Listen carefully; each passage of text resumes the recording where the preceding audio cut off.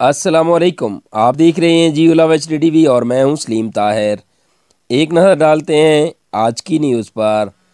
गोजरा समंदरी रोड पर बाल्डी बिल्डिंग जम की छत गिर गई। जम में एक्सरसाइज करने वाले अफराद मलबे तले दब गए। छत गिरने से 2 अफराद शदीद ज़ख्मी, एक शख्स मामूली ज़ख्मी हो गया। मज़ीद तफसीलात मियाँ ज़ैनुल आबिदीन की इस रिपोर्ट में। जी बिल्कुल, ये अफसोसनाक वाक़या गोजरा के चुंगी नंबर 9 के करीब समुद्री रोड पर बॉडी बिल्डिंग जिम की छत गिरने पर पेश आया।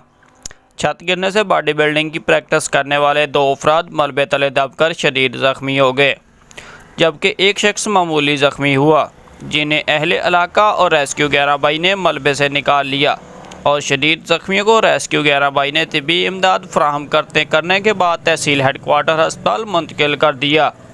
ज़ख्मियों में 28 साल उस्मान अली वल्द शौकत अली चक नंबर 298 जीम्बे और 25 साल कमाल मुस्तफ़ा वल्द परवेज़ इकबाल पैंसरा रोड के रहायशी शामिल हैं।